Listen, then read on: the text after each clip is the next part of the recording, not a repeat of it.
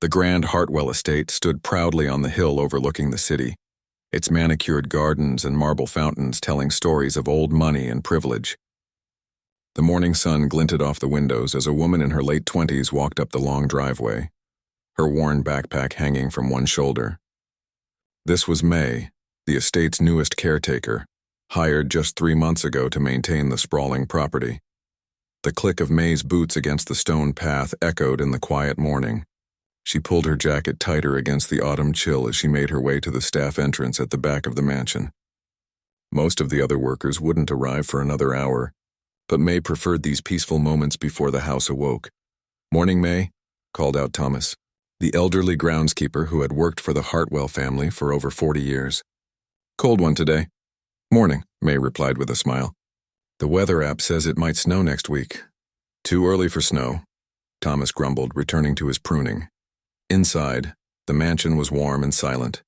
May hung her jacket on the hook in the small staff room and grabbed her cleaning cart. Her routine always started in the grand hall, partly because it was easier to clean before people started walking through, and partly because of what stood in the corner, a magnificent Steinway concert grand piano, its polished ebony surface gleaming even in the dim morning light. May ran a soft cloth over the piano, careful not to press any keys. The instrument was more than just furniture. It was a masterpiece worth more than she would earn in 10 years. According to Thomas, no one in the family played anymore.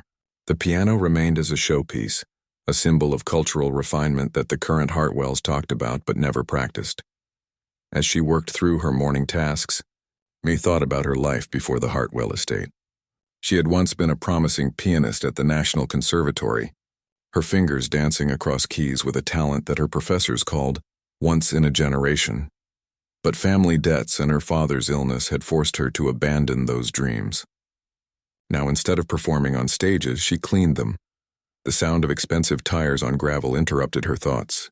Through the window, May saw a sleek black sports car pull up to the front entrance. Richard Hartwell was home early from his night out. Richard was the 32-year-old heir to the Hartwell banking fortune.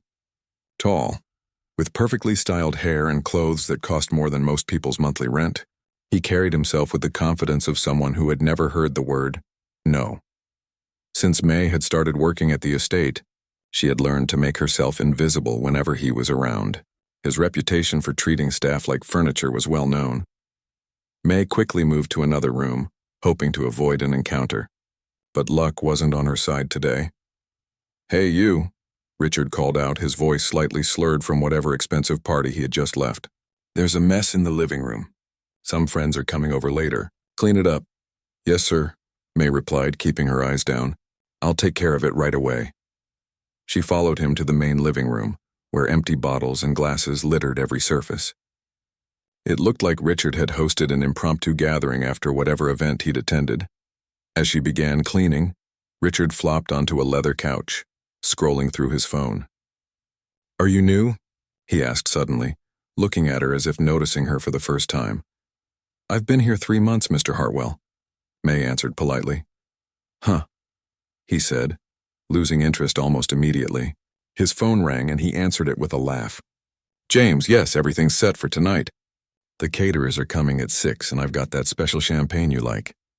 May continued working quietly, trying not to listen to Richard's conversation, as he talked about the party he was hosting that evening, some celebration for a business deal that had made him even richer. "It's going to be the event of the season," Richard boasted into his phone. "I've invited everyone who matters in this city." By late afternoon, the estate had transformed. Caterers bustled about setting up elegant displays of food. Florists arranged exotic blooms throughout the house, and a small army of additional staff polished everything until it gleamed. Me had been reassigned to help with party preparation, which meant staying late into the evening. "You'll need to stay until the end," Mrs. Porter, the house manager, told her.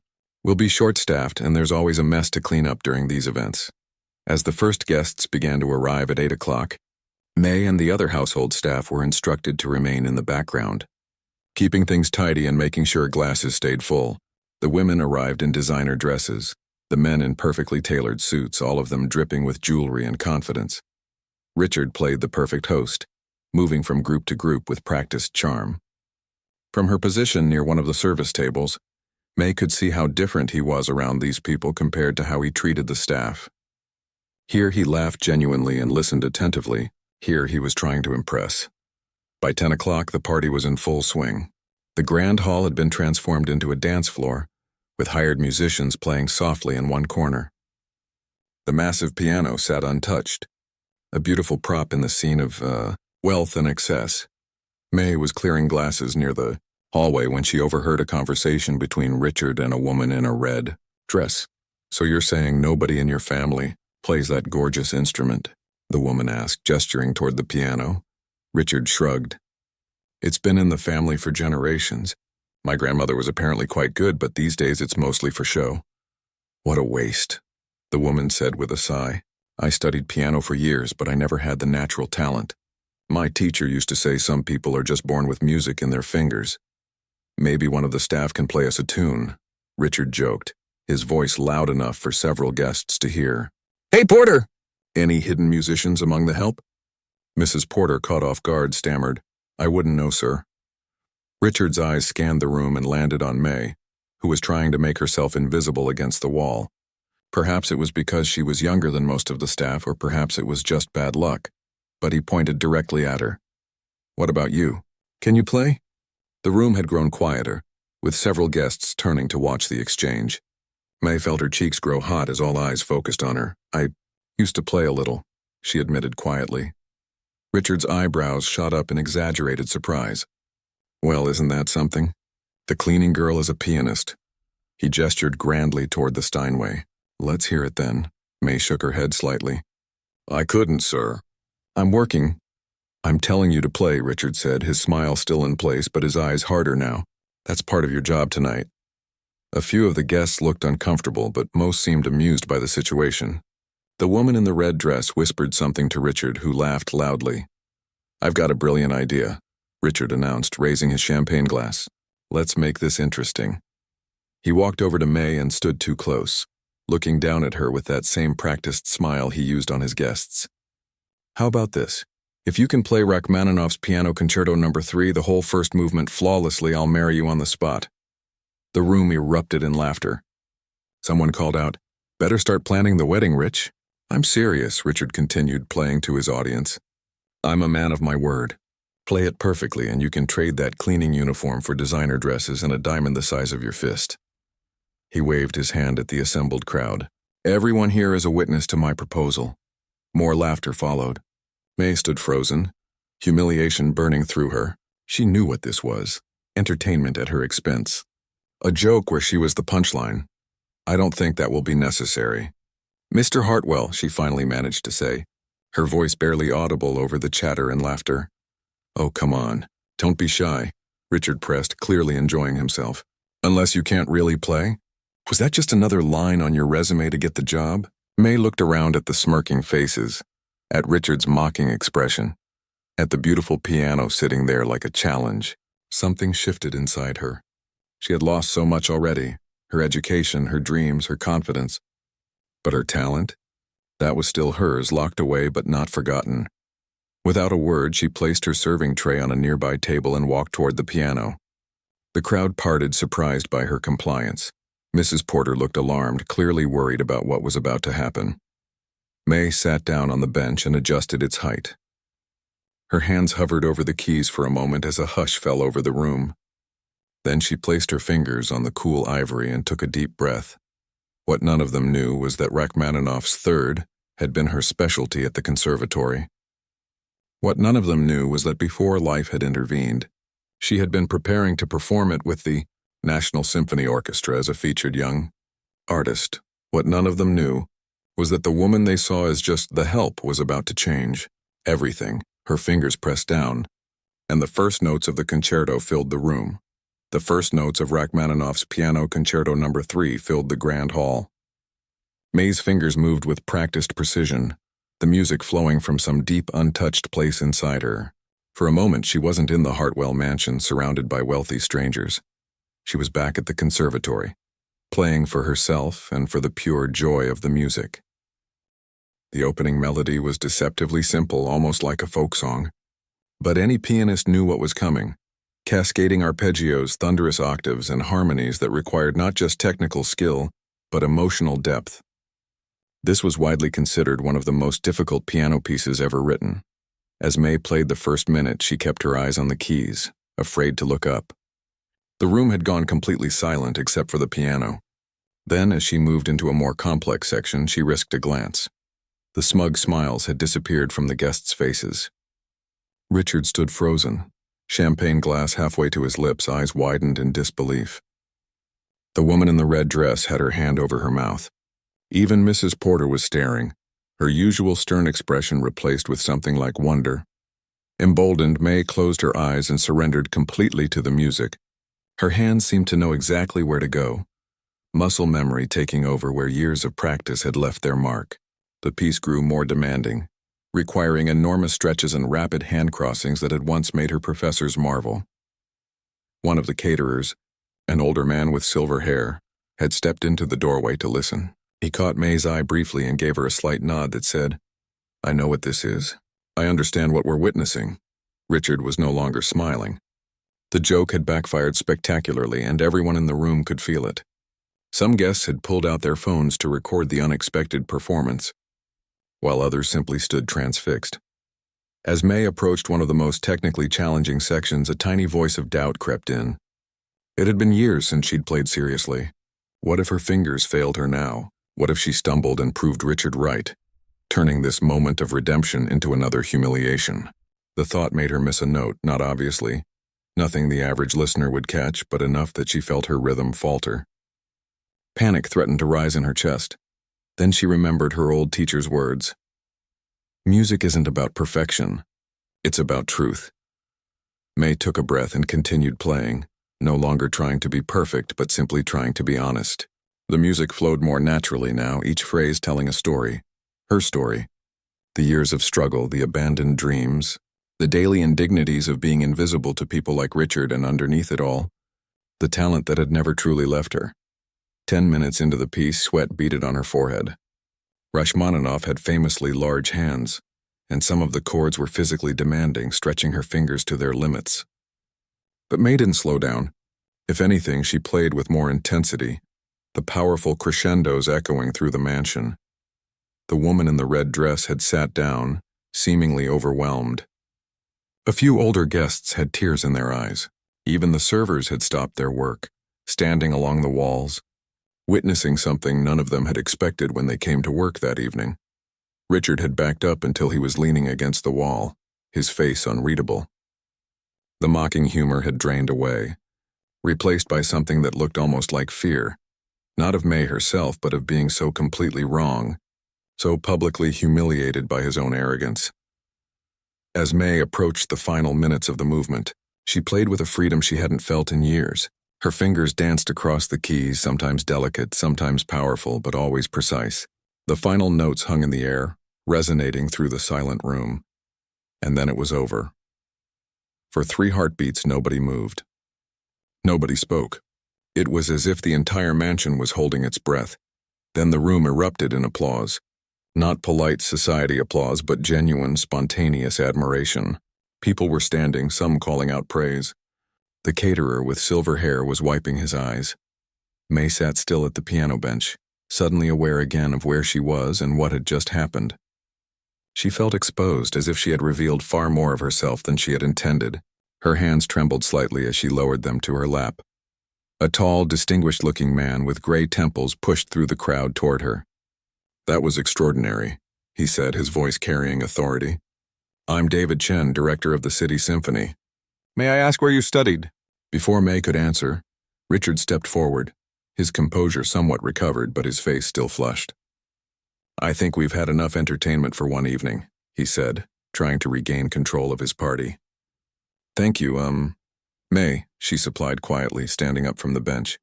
"Yes, May. That was unexpected." Richard turned to his guests with a forced laugh. "Well, I guess I should start shopping for a ring, shouldn't I?" His attempt at humor fell flat. No one laughed, actually. "Mr. Hartwell," May said, finding her voice at last, "I have no interest in marrying someone who sees me as nothing more than the help. I played because I wanted to, not because of your offer."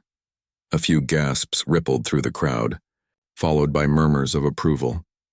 Mrs. Porter looked horrified at this breach of staff protocol, but she didn't intervene. David Chen handed May a business card. "Please call my office tomorrow. I'd like to speak with you about an upcoming program we have for featured soloists." Two other guests approached with similar offers, one from the director of the Community Arts Center, another from a private music academy looking for instructors. Richard stood awkwardly to the side, his social grace deserting him. The woman in the red dress had disappeared from his side, now chatting animatedly with David Chen. "I should get back to work," May said, suddenly uncomfortable with all the attention. "Nonsense," said an elderly woman who had been introduced earlier as a major donor to the arts.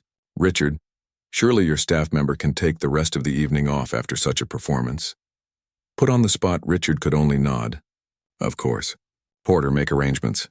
Mrs. Porter, still looking stunned, guided May toward the staff area.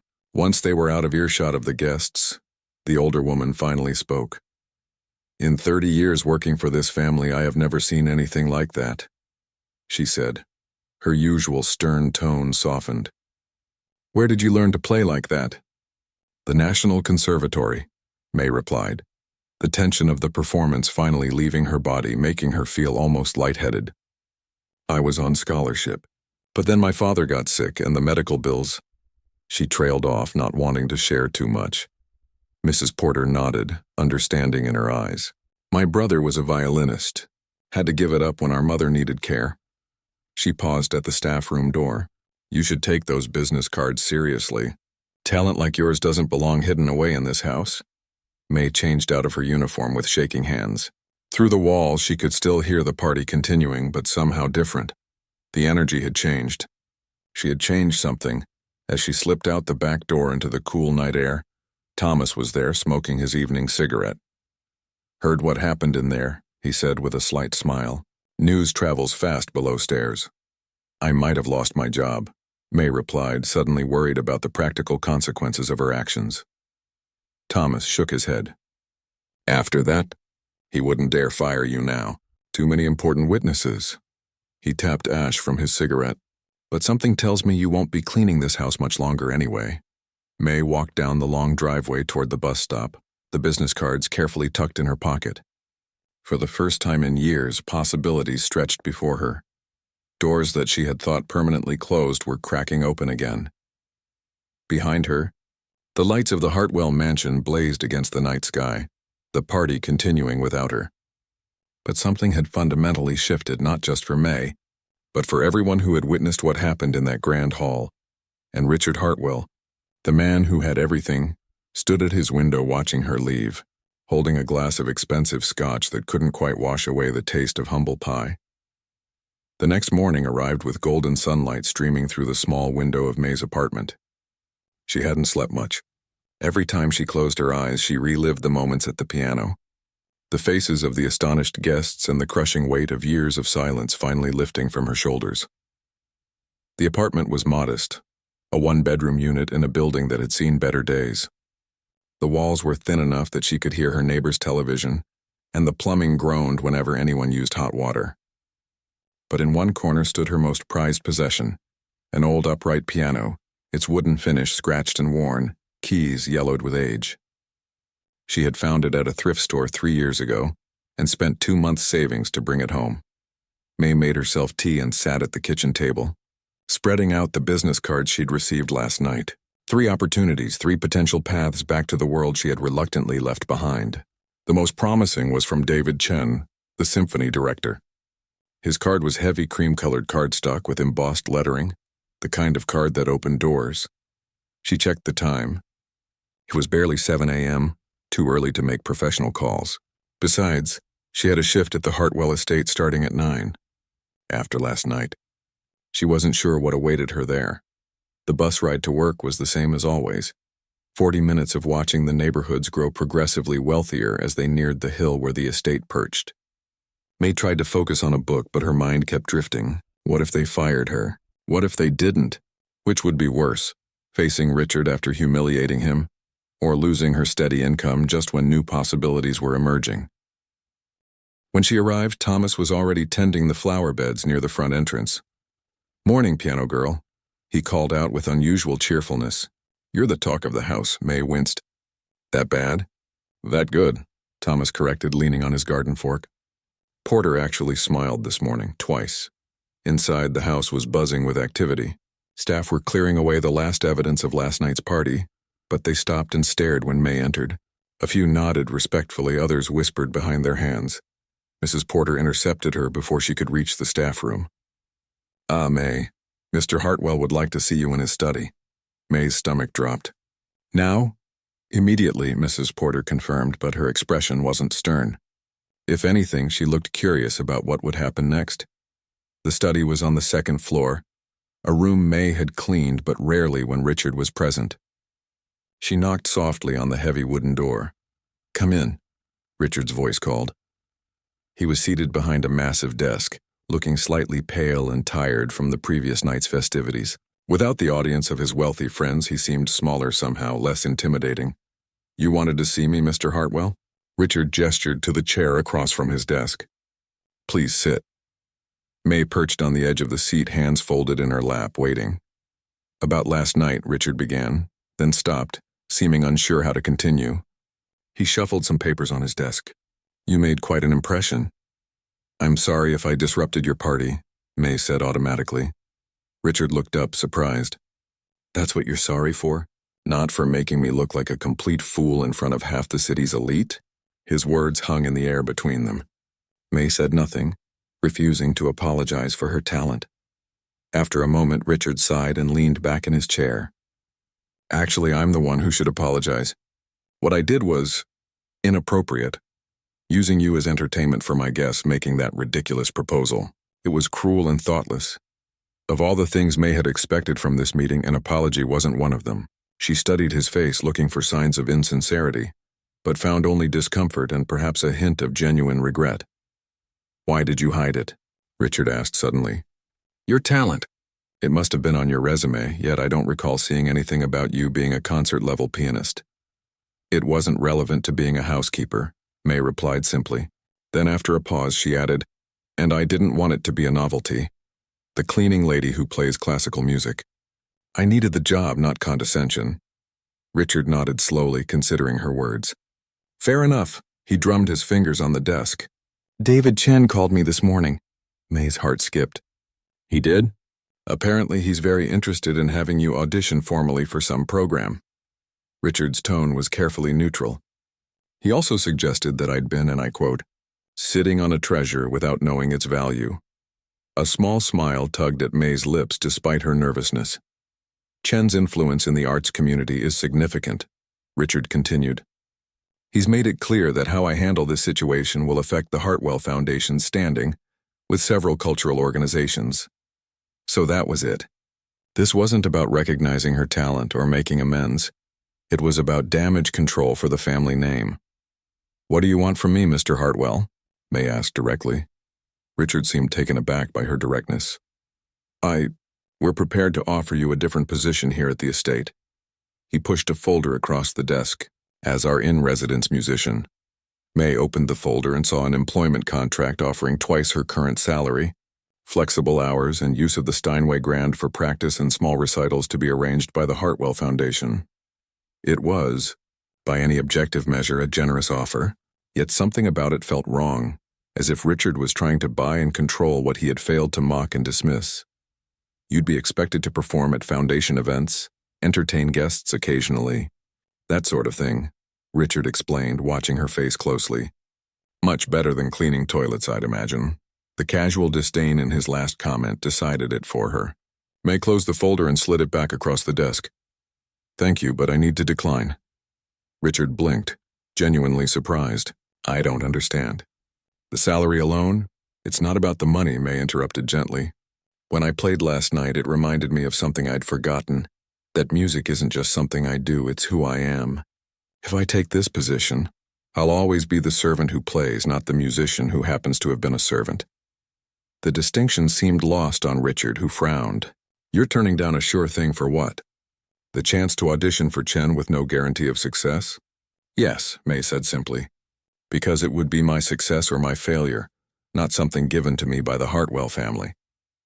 Richard leaned forward. You understand that if you decline this offer, your current position here might become uncomfortable. Are you firing me, Mr. Hartwell? He hesitated. Not officially, no. That would look bad after last night. But I think we both know your future isn't here. May nodded and stood up. I agree. I'll finish out the week and then I'll submit my resignation properly to Mrs. Porter. As she turned to leave, Richard spoke again, his voice less certain. You really were extraordinary last night. I didn't know anyone could play like that. There's a lot you don't know about the people who work for you, May replied not unkindly. Maybe start by learning their names. The rest of the week passed in a strange limbo. Word of May's resignation spread quickly among the staff, who treated her with a mixture of awe and confusion. Why would anyone walk away from the cushy position Richard had offered? On Friday afternoon, May found Thomas in the garden smoking his usual cigarette. So you're really leaving, he said. Not a question, but a statement.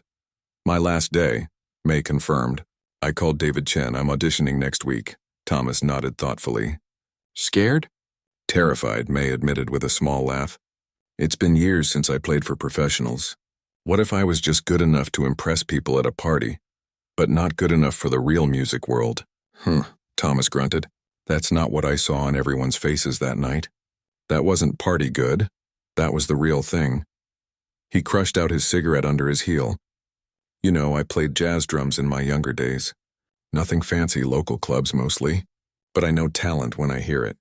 Why did you stop? May asked. Thomas shrugged. Life, kids, needed steady work. He gave her a sideways glance. Don't make my mistake, piano girl.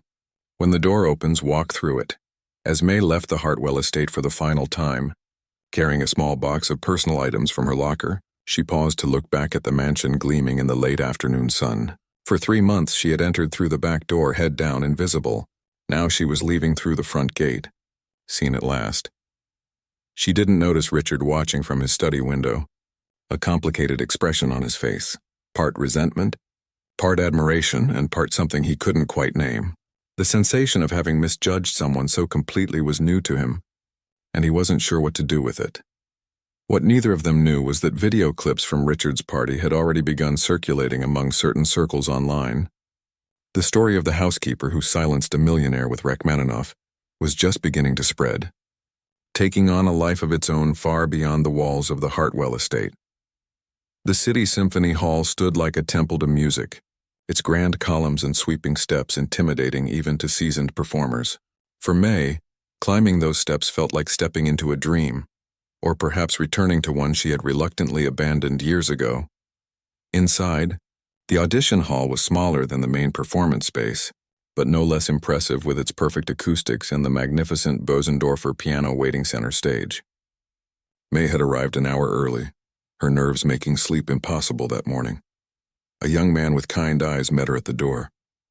Ms. Liu? I'm Peter, Mr. Chen's assistant. We're running a bit ahead of schedule. Would you like to warm up before your audition? May nodded gratefully. Yes, please. He led her to the piano and May sat down, flexing her fingers. The instrument responded to her touch with a richness that made her old upright at home seem like a toy in comparison. She began with simple scales, then moved into more complex exercises, feeling the weight and response of the keys. The door opened quietly, and David Chen entered with 2 other people, a middle-aged woman with silver-streaked hair and an older man carrying a leather notebook. They took seats at a small table facing the piano. Please continue your warm-up, David said, his voice warm. We're just getting settled. May's fingers stumbled momentarily, then regained their rhythm. After a few more minutes, she stopped and straightened her back. Ready. Mei Lu, David said, consulting a paper before him. Former student at the National Conservatory. Specialized in the Russian Romantics, particularly Rachmaninoff. Left in your 3rd year due to, he glanced up, personal circumstances. Family illness, May supplied, not wanting to elaborate. David nodded. And now, until recently, working as household staff at the Hartwell estate. Yes. May clasped her hands in her lap to stop them from trembling. The woman with silver-streaked hair leaned forward. I'm Diane Powell, artistic director. I wasn't at Richard Hartwell's party, but I've seen the video. May blinked in surprise. Video? Someone recorded your performance. It's been shared quite widely in certain circles. Diane smiled. The sound quality isn't great, but the playing is unmistakable. I had no idea, May said, genuinely shocked. The internet moves quickly, David commented. But let's focus on today. We'd like to hear the first movement of the Rachmaninoff again, if you don't mind. Then something contrasting, perhaps Bach or Mozart. May nodded and positioned her hands. For a moment, doubt crept in. Could she recapture the magic of that night at the Hartwell mansion? That had been fueled by years of suppressed passion and a desire to prove herself. Here, in the cold light of a formal audition, would the music still flow? She took a deep breath, closed her eyes briefly, and began to play. Within moments, she knew this performance would be different. Not lesser, but more controlled, more mature. At the party, she had played with raw emotion and defiance. Today, she played with intention, shaping each phrase deliberately, allowing the music to breathe. The three judges watched in silence, their expressions giving nothing away. When she finished the Rachmaninoff, May moved directly into Bach's Prelude in C minor, a piece that required a completely different touch and mindset. Where Rachmaninoff was emotional and expressive, Bach demanded mathematical precision and clarity. 20 minutes later, May's audition was complete. Her hands were shaking and a thin film of sweat had formed on her brow, but she felt good. Better than good. For the first time in years, she felt like her true self. The older man with the notebook spoke for the first time. "Thank you, Ms. Liu, that was most illuminating. We have a few more auditions today," David added. "But we'll be in touch very soon." May thanked them and left the hall, stepping out into the bright afternoon sunshine feeling lighter than she had in years, regardless of the outcome. Back at her apartment, she was surprised to find a package waiting at her door. A thick manila envelope with the Hartwell Foundation logo embossed in the corner. Inside was a check for 2 months' salary labeled severance, along with a brief note on heavy cardstock. "Regardless of our differences, talent deserves support. Consider this a small investment in your future." R.H. May stared at the check, conflicted. Was it a genuine gesture of support or a final attempt to maintain some control over her story? Either way, it would cover her rent while she waited to hear about the audition. She was still considering this when her phone rang with an unknown number. "Ms. Liu, this is Diane Powell from the Symphony. We've made our decision, and we'd like to offer you a position as featured soloist for our spring showcase series." May sat down suddenly on her worn couch. "Already? I thought you had more auditions." "We did. We've canceled them." Diane's voice was warm with amusement. "When you hear what you're looking for, there's no need to keep searching." The following weeks were a whirlwind of rehearsals, paperwork, and interviews. The story of May's journey from conservatory student to housekeeper to concert pianist captured public imagination, especially after a local culture blogger published a piece titled "The Cinderella of Classical Music" that went viral. The video from Richard's party had indeed spread widely, grainy phone footage showing the moment when the shocked partygoers realized what they were witnessing. Comments ranged from admiration of May's talent to criticism of Richard's behavior, with thousands sharing their own stories of hidden talents and second chances. Richard himself had gone quiet, making no public comment about his former employee's rising fame, but his mother, the formidable Victoria Hartwell, rarely seen in public since her husband's death, unexpectedly issued a statement through the Hartwell Foundation. "True talent deserves recognition and support. The Hartwell Foundation is pleased to announce a new scholarship program for promising musicians facing financial hardship, inspired by the extraordinary journey of May Liu." The scholarship announcement made headlines, with most commentators praising the Hartwells' response to what could have been an embarrassing public relations incident. Few knew that Victoria had summoned Richard to the family's country estate for what staff described as the most frightening 3-hour conversation ever witnessed in that house. 2 days before May's debut with the Symphony, she received another unexpected package, a smaller envelope, hand-delivered, containing a single ticket to her own performance and another handwritten note. "I'll be in the audience. I still owe you a proper apology. Richard." The night of the concert arrived and the Symphony Hall was sold out.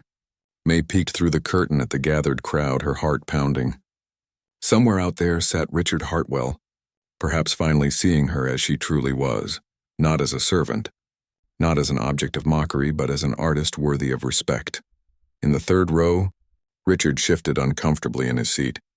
He had come alone, declining his usual social circle's suddenly enthusiastic interest in classical music.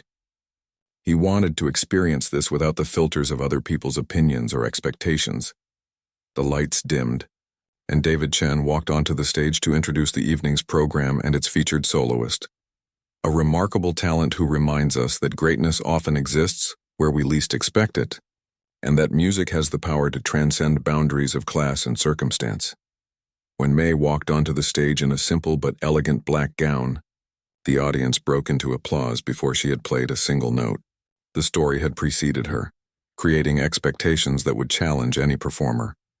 She took her seat at the piano, adjusted the bench, and looked out at the audience.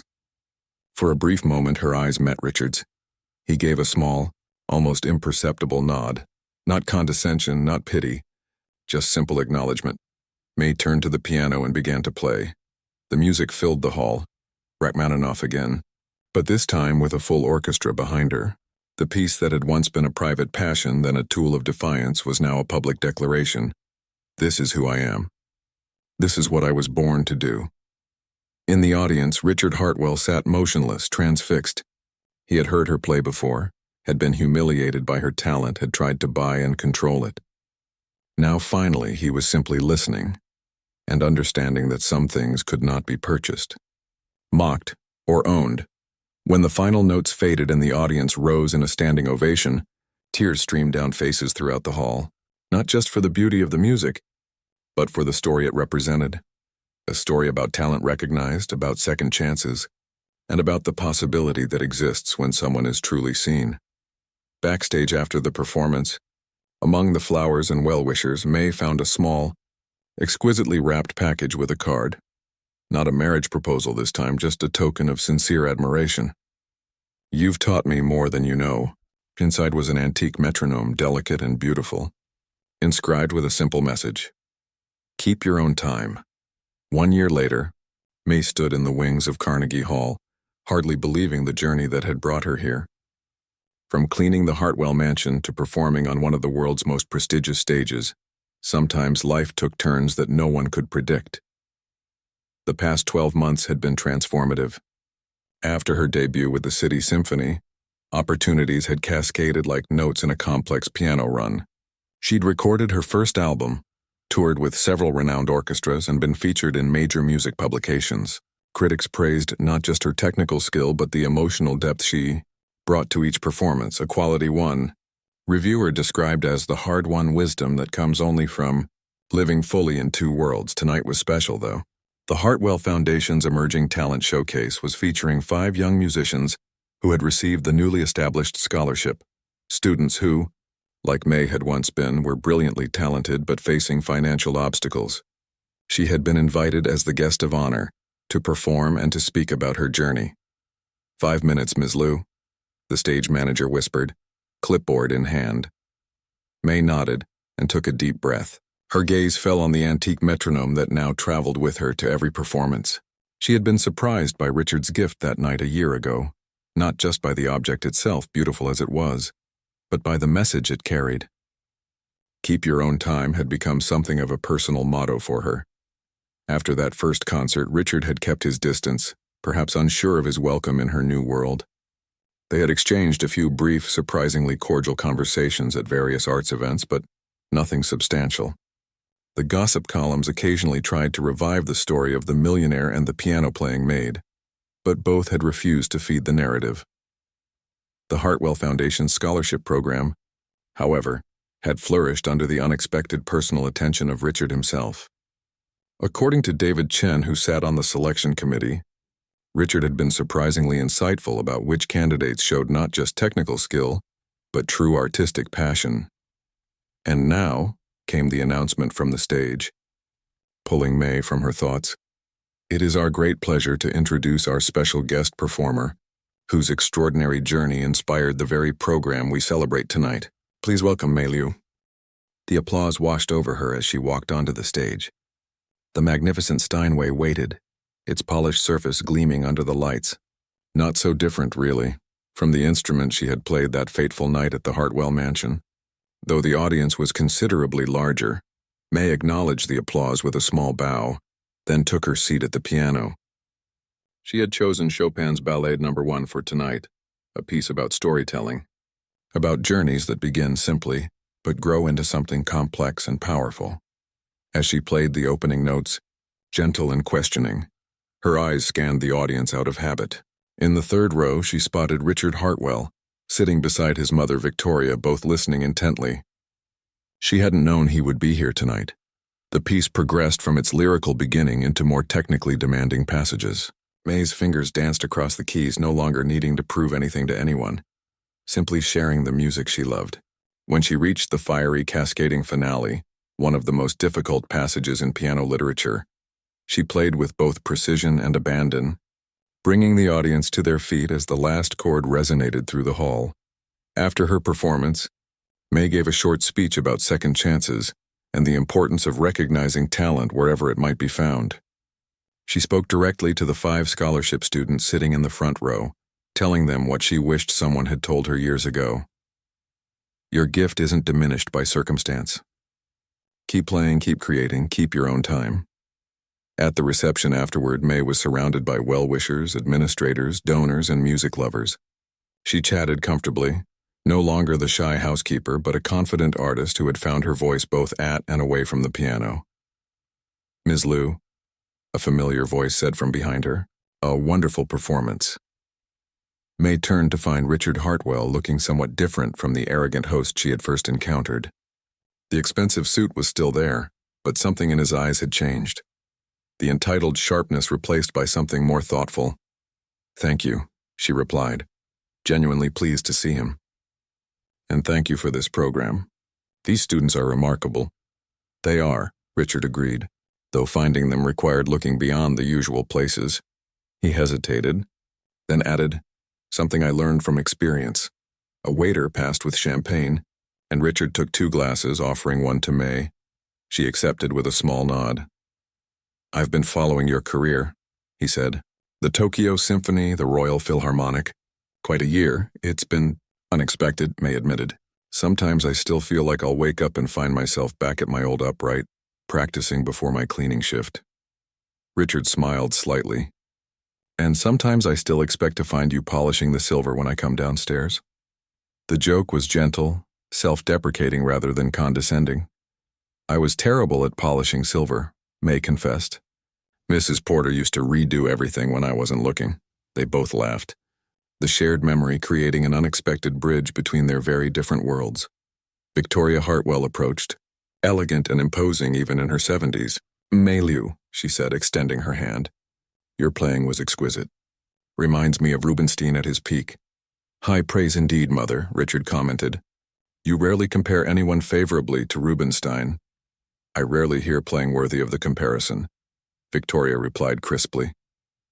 She turned back to May. I understand you've declined our invitation to join the scholarship selection committee. I have, May confirmed.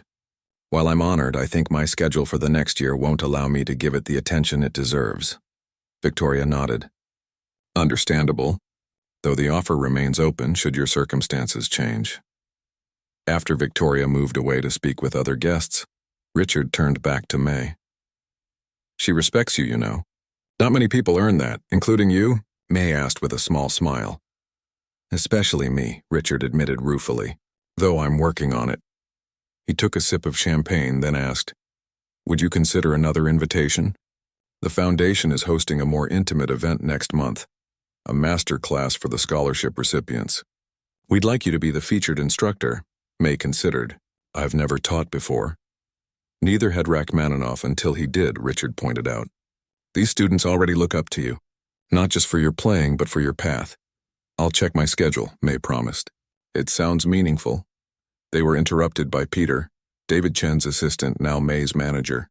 Sorry to intrude, he said, but the Japanese cultural attaché would like to speak with you about the Tokyo residency next season. May nodded and turned back to Richard. Duty calls, but I'll be in touch about the master class. I look forward to it, Richard replied. As she turned to leave, he added, "May? I never properly thanked you." She paused. "For what?" "For showing me what I was missing by not really seeing the people around me." His voice was quiet, sincere. "It changed more than you know." May studied him for a moment. The transformation seemed genuine. Not complete, perhaps, but significant. "You're welcome," she said simply. "Though I didn't do it for you." "I know," Richard acknowledged. That's what made it matter. Later that night, May returned to her hotel room, slipping off the formal gown and high heels with relief. Her new life included many privileges, but comfortable evening wear wasn't always one of them. She sat at the room's small desk and opened her laptop to check her schedule for the next month. Her eye caught on a framed news clipping she kept as a reminder, the culture blog that had first covered her story. The headline still made her smile, "The Cinderella of Classical Music." She had never thought of herself that way.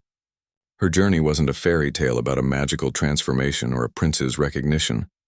It was a story about remembering who she had always been.